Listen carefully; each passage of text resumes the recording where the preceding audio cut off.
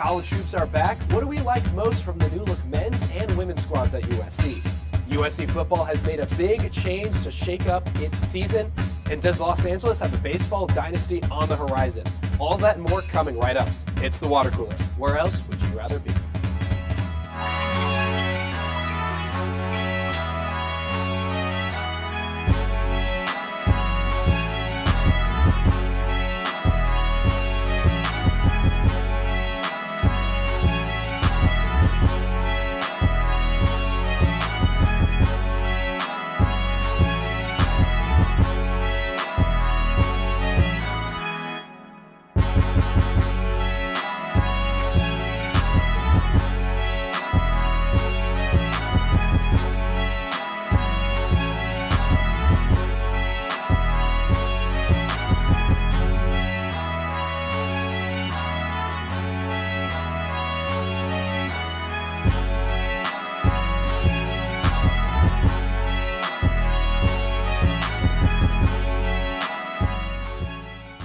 Good morning and welcome to the Water Cooler, your home for USC Sports Banter. I'm your host, Thomas Johnson, alongside MJ Newsom and Jack Hallen at the desk. We've had enough of starting our show off with USC football, so we're not going to hear from MJ about the Trojans' loss in the Pacific Northwest, but we have more exciting things to talk about. Let's get right into it with Water Cooler Talk. Roll the bum. Both USC men's and women's basketball laced back up this week to start their seasons, but in massively different time zones. The number 3 ranked Trojan women went to Paris and narrowly beat number 20 Ole Miss 68-66, while the men's team stayed local for 2 Galen Center games. USC beat Chattanooga by 26 points Monday night and then took down Idaho State 75-69 last night in a nail-biter. Let's react to the USC women's team first. Are we worried that USC nearly blew a 15-point lead that they had in the third quarter? I mean, it is a little concerning. If you have a 15-point lead in the second half and it comes down to the wire, I mean, Ole Miss had the lead at various points coming into the close of that game. So it's not ideal, but Juju looks great. She had 27 points. Kiki Area-Fenn looks very good. I was impressed with Kennedy Smith as well. I just think there needs to be a little bit more bench scoring maybe to smooth out the crinkles in this team. But overall, solid debut.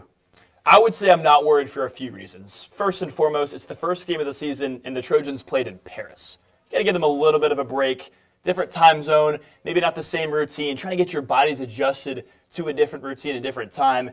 Secondly, Ole Miss is a very good basketball team, and they're ranked in the top 20 for a reason. It's a physical bunch. They really played hard defense, a reason why they fought back from that 15-point deficit. You can't excuse the 26 turnovers for USC, but that's a big reason why they had it, because Ole Miss played so physical.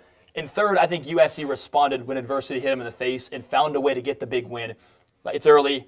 You got to like the way they played. Maybe at some points 26 turnovers isn't great, but moving forward, I think it's going to be okay. And the target's on their back this season. Exactly. Right? I mean, they're starting the year with very high expectations. It's a statement game, not just for USC, but also Ole Miss to try and get this win in Paris against a presumable top 4 or Final Four favorite, right? So it's going to be there's going to be a lot of games like this season where USC really has to battle through another team's grid. Well, Jack, I want to go back to a point that you were mentioning earlier about bench scoring. Does USC really need the bench to do all that much? Because they do have Kiki Area-Fenn, who put up over 20 points, Juju Watkins. Do they really need that much production beyond those two? I mean, you don't need to go 9 deep, I think, but there was only 5 points off the bench against Ole Miss. Like, that is a shockingly low number, even though you're led by 2 or 3 of the best stars in women's college basketball right now. But they still got the win. Like, I think wins is all that matters at this point. Right? You would have liked it in slightly more comfortable fashion, right? I'm with Jack. I don't think you need to go 9 deep, but I think a great basketball team, especially at the collegiate level, can go 7 or 8 deep. If you can get a couple people off the bench to really provide a spark, it doesn't even necessarily have to be points. Bring in someone to play good defense, who pass it well, just brings good energy. That's going to be key to USC success. All right, well, let's go over to the men's side now. Are we riding? It feels weird to say hype train when I have the Must Bus right there, but are we riding the hype train of USC men's basketball and Eric Musselman after 2 early season wins? I'm not quite yet, and I think it's a in large part because of last night. Now, I was very impressed with the game on Monday against Chattanooga. And don't get anyone wrong, Chattanooga is a really good team, picked second in the SoCon preseason poll, and they've got the preseason player of the year in Trey Bonham, only held to 6 points against USC. I was wildly impressed with the defense, the offense. The biggest thing I like about USC right now so far offensively, you don't have an alpha. Everyone's contributing. Abo had 14, Noling had 13. The script flipped a little bit last night, but it also flipped in a bad way. Idaho State, a team that's really not good. They haven't went over 500 since 2020, 2021. Haven't beaten a Power 4 team since 1986. They almost did it back-to-back games against Arizona State and USC, and the Trojans did not adjust well when Idaho State went to zone defense. Yeah, I mean, look, it's going to be a high-effort team under Musselman, and that's going to be very fun as a Trojans fan compared to years past where I think the Enfield offense got a little stale. It was a little bit star-reliant, and so everyone's going to be a contributor in some form or fashion on this team, and we've seen that through 2 games and going back to the exhibition against Gonzaga. Josh Cohen looks really solid. I mean, he was a solid scorer last night, has some range, I think. But, you've got to also knock down open threes when you get them. I mean, there were 5 for 20 from 3 last night. Slacker had a couple misses. Yates had a few misses. That's got to be ironed out over the course of the season. And then, again, kind of like the women's team, you should be opening up bigger margins against a team like Idaho State. Ultimately, you got the win, so you move and take the positives. But it was mixed so far for me. And you talk about knocking down three-pointers. The free throws last night were a really big issue. I mean, I think you finished 20 of 32, if I'm correct. You missed 12 free throws. Imagine if you make 8 of those. That game is wildly different, and it's not going to be uncomfortable like it was deep in the game. You got to make the free throws because Idaho State did. Yeah, I think the ghost of Andy Enfield was haunting Galen Center last night in terms of the bad free throw shooting. You know how I feel about Andy Enfield. I'm all on the must bus. It was a close win, sure, but USC, I don't think, would have won that game with the team they had last year. Because Idaho State, not a terrible team. I was there last night. They looked good. Dylan Darling, who's 6'1", was just running around the Trojan guards. But that's besides the point. Both USC men's and women's basketball are having strong starts to the season. But you know who else did? USC football. And we know how well that is going. On behalf of Trojan fans, please don't do that to us, Lindsey Gottlieb and Eric Musselman. But enough of that. USC football has officially benched quarterback Miller Moss in favor of Jaden Mayava, who transferred over from UNLV this past offseason after winning Mountain West Freshman of the Year. How are we feeling about this switch, not only just in general, but at this point in the season? Only 3 games left for the Trojans. I mean, the reality of modern college football is that if Jaden Mayava doesn't feel like he has a chance to start next season, he might just get in the transfer portal and leave USC and find another team, right? So it's unfortunate for Miller. I don't really think he deserved this benching. And there's plenty of games in which USC could have won and didn't, not because of him. But Riley has to see what he has in Mayava to evaluate this program going forward. And maybe Mayava's the guy who can help Lincoln save his job next season. Jack, I'm going to counter that just a little bit. And first and foremost, I'm happy with the switch. I think you're right. You got to switch things up. Mayava is a very talented quarterback. Thomas, you alluded, Mountain West Freshman of the Year last year. He won 5 Mountain West Freshman of the Weeks. This guy can ball, and he's a great passer and can use his legs as well. He adds that to the picture. But I do think Miller Moss should be benched. I think Miller Moss, first and foremost, before I say anything more, I'm a big Miller Moss fan. I think the way he stuck it out behind Dart, behind Caleb, it was his dream to play at USC, and he finally got that opportunity. And for the most part, he's played well. The biggest issue has been USC has had a 4th quarter lead in every single game this season, and they're 4-5. And a big reason why is because Miller Moss does not have ice in his veins. He's not clutch. Let me take you through it. Various instances this season. Against Michigan, you're driving, have a chance to go up and score in the second half, a blatant pick 6 to Will Johnson. You go down 20-10. We go to Minnesota. You have the lead. You throw picks. You fumble. It wasn't consistent. You go to Maryland. You couldn't add on to a lead, but you had 2 scores in the second half. You go to Penn State. You have a chance to drive and take the lead right before the end of the game. You sail ball on Zeus Robinson. Interception, you lose it overtime. A horrible pick against UW. A chance to add another touchdown after you scored 2 in the second half. Miller Moss simply has not been able to get it done. And I'm rooting for Miller Moss. But right now, he is not USC's quarterback. Well, he's not been able to get it done, but nor has the team around him. There is no world where Miller Moss should be throwing the ball 50 times against Washington, on the road against the number 1 passing defense in the country in the rain. That is a play calling issue. That is not a Miller Moss issue. I absolutely agree, and I think at halftime we all thought, okay, maybe Miller might get benched here. But he came back and he played strong, but Lincoln also went to the run. And Woody Marks is a tremendous running back. We talked about Quentin Joyner as well. But I do think when it matters, when the game is on the line, when the ball's in Miller Moss's court, he just hasn't been able to deliver. Outside of week 1 against LSU, he hasn't been able to do it. Well, maybe Mayava is just going to be a better fit for the type of offense that Lincoln Riley wants to run. I envision best case scenario for Mayava. He's a little bit like Oklahoma Jalen Hurts. Big guy, big arm, can get on the run, is going to be able to do the read option in a way that Miller is just not capable of. So, look, it's going to be a stylistic change for USC as much as it is just a performance question between Miller and Mayava. All right, well, rapid fire here. Only 3 games left in this season. How do you think this switch sets USC up for the future? I think Jack alluded to it first and foremost. You've got a talented quarterback in Mayava. If you don't utilize him at some point in this season, he's likely to transfer. And that's how it was back in 2017 with Alabama. Jalen Hurts was the starting quarterback. Tua Tagovailoa right before him. The rumor was Tua was going to UCLA. If he didn't play in that national championship game, Saban made the switch. Thank you so much, Coach Saban. Made me a much happier man on that Monday night. But it's the same situation. And like I said, in this day and age of college football, you got to play your best players. And a guy that's really good in Jaden Mayava, we'll get to see if he has a chance to be the starter next year. I think USC goes 2-1. Miller transfers Mayava as a starter next year. 2-1. Wow, that's bold. That was rapid fire, too. Wow, You knew what you were okay. going to say. Well, even though USC football has been disappointing all year, the one thing that will never disappoint is the Trojan Marching Band, who dubs themselves as the greatest marching band in the history of the universe ever. Our water cooler crew put on their reporting hats and tried to live a day in the life of a band member. Let's take a look. Hey water cooler, I'm Olivia, I'm a freshman, and today I'm going to be showing you what a typical game day looks like for a member of the USC Trojan Marching Band. Let's go. Okay, so first we have rehearsal at 4 o'clock. Okay, so right now I'm heading over to Felix Field at my alto saxophone.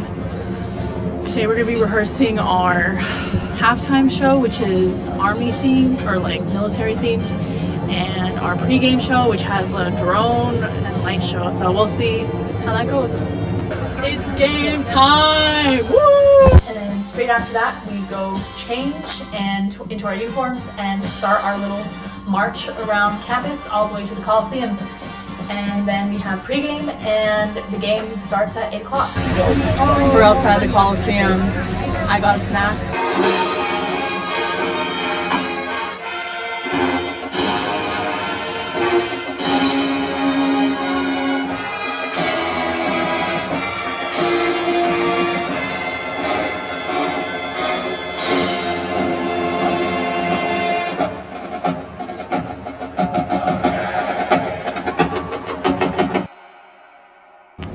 Hey guys, it's currently 1 in the morning.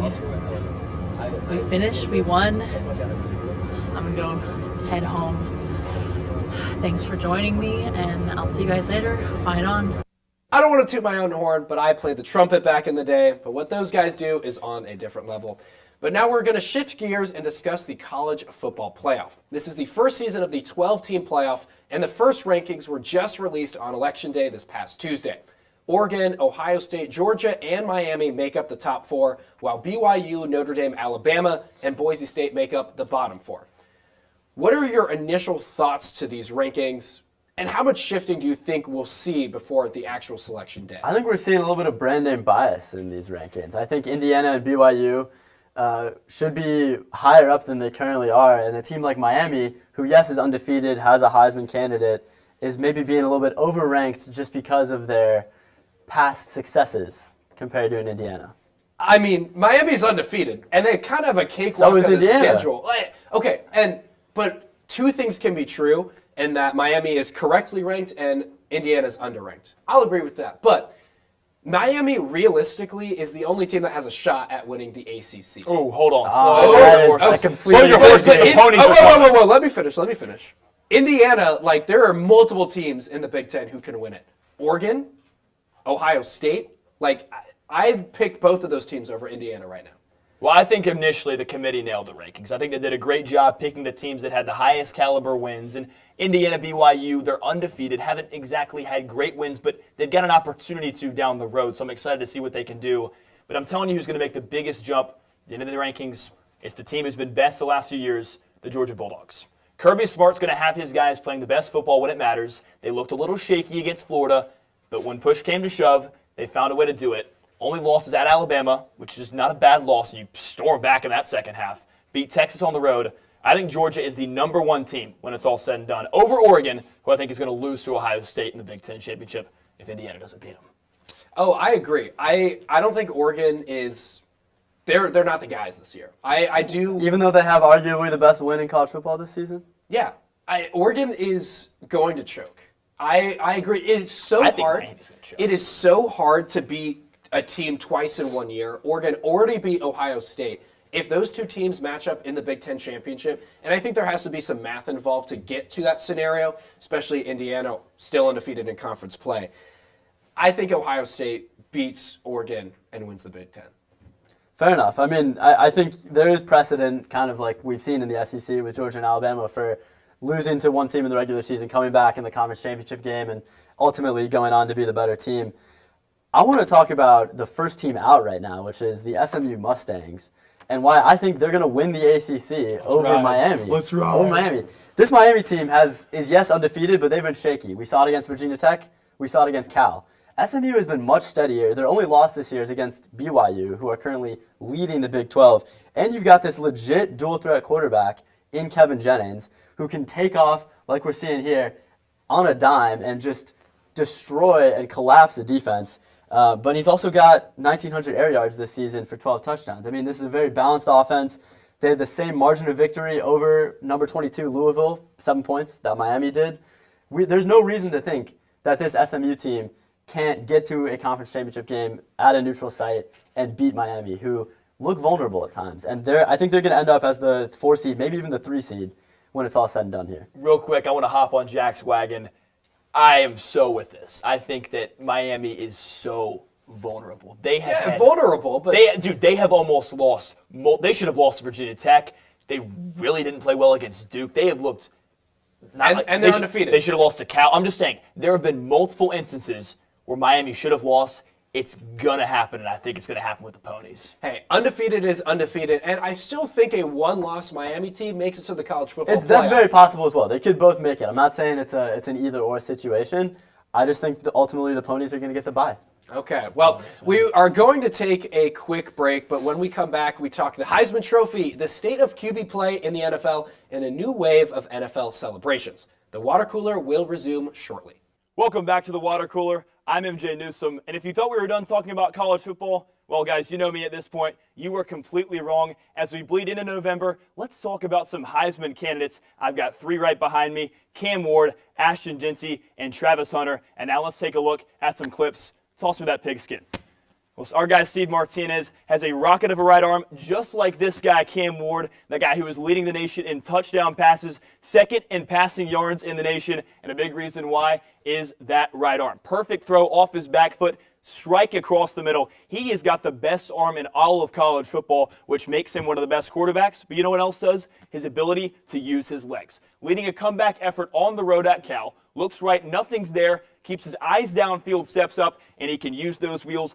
20-plus yard touchdown run, dual threat guy with the arm, dual threat guy with the legs. Now let's put those two things together and watch maybe the best play of college football this season, week 1 in the Swamp. Rivalry game, Cam Ward evades a sack. Nothing's there, off his back foot, under duress. Maybe the best throw I've seen all season long. What an absolute strike. Cam Ward is a special player.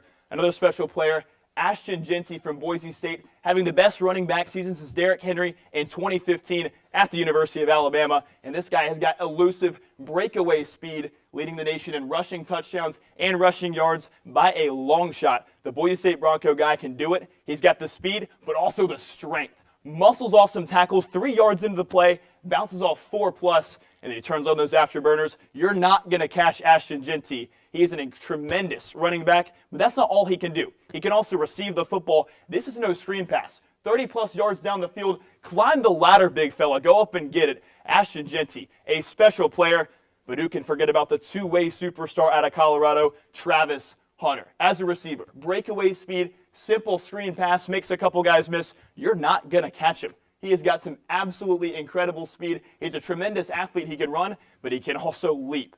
Shedeur Sanders, downfield shot. He trusts his man Travis Hunter, and why wouldn't you? Look at that play. Leaps and makes the catch. A tremendous receiver because of his concentration and his size and his speed, but he's also a cornerback. Watch this play. 7 yards off the ball, he leaps in. Is it a bird? Is it a plane? Is it Superman? No, guys. It's simply Travis Hunter, the best player in college football. So you look at your Heisman standings, I've got Travis Hunter number 1, Cam Ward right behind him, Ashton Jeanty at 3. He's slowed down a little bit, got some ground to make up. We still have some weeks to play and some big games to play. Thomas, we'll keep it with football. Head to the pros. Back to you. Thank you, MJ. While we already miss you on the desk, I'm now joined by Stefano Fenderich and Dylan Luden. This year has been a weird year for the NFL, and quarterback play specifically has raised some eyebrows. We've seen Anthony Richardson requesting to be pulled from games, and even Patrick Mahomes has been lacking that trademark touchdown spark we're so used to. I most certainly haven't seen any true needle movers at the quarterback position this season. So my question to you guys, is it a sign of deeper issues within their teams, or are we witnessing a shift in offensive dynamics? Go ahead, Dylan. All right, I'll go first. Well, first of all, I think the beginning of the year was much different compared to now in the NFL. Obviously, it seemed like a lot of teams adjusted to the passing game, and you saw a lot of teams utilizing running backs more. But what we watched last night on Thursday Night Football is a sign of a new era for the NFL this year. And between Joe Burrow and Lamar Jackson just dueling it out, each threw 4 touchdowns. I think quarterback play might officially be back, but beginning of the year, it was not there at all. I mean, we lived in an era where Geno Smith was leading the league in passing yards with an 88 quarterback overall rating. It was terrible. And Patrick Mahomes, too, he is having his worst year on record by far. He's putting up stats that are equivalent to Daniel Jones. Daniel Jones. The Giants' Daniel Jones, that is, and Sam Darnold. He's right above him in passing yards, 11 touchdowns to 9 interceptions, 18th in quarterback rating. And this is the NFL's darling. He's supposed to take Tom Brady's mantle. It's just not his year. And it just, summarizes what quarterback play has been like in the NFL this year. Lots of unnecessary shots at some dogs. It's Sam Darnold. I will speak up for him. But I will say, to some extent, I mean, the Chiefs are still undefeated, but I think Patrick Mahomes is getting warmed up. I think QB play has definitely progressed since the beginning of the year. But, I mean, I think the prime example is just look at what's happening with former Packers QB Aaron Rodgers and current Packers QB Jordan Love. Aaron Rodgers, he did have a better game last week, but in the first half, he was 7 for 14 for 32 yards. The offense... Sorry, 32 You heard me yards? right, 32 yards. The offense is very much dink and dunk, throw it to Breece Hall, not attacking the middle of the field, not taking shots down deep. And then you saw in the second half, he was playing a lot better. We need more players like Jordan Love, just risking it for the biscuit, throwing interceptions. Hey, who cares? Well, the old heads aren't doing great, and nor are the young guys. Anthony Richardson might be one of the worst quarterbacks I've ever seen. And he's not helped by his wide receivers or his offensive line, but he makes some really, really bad decisions. It led to his benching. I think that just confirms the fact NFL teams, especially at the quarterback position, you can't draft based off of solely potential. And that's what they did with Anthony Richardson. So I think not only are we seeing a shift in QB play, we're going to see a shift in draft strategy as we go on. But despite tough play from Mahomes, it's hard to deny the existence of a Chiefs dynasty at this point. But let's talk about a potential dynasty in Major League Baseball. Roll the great debate bump. The Los Angeles Dodgers recently won the World Series and don't seem to be slowing down anytime soon.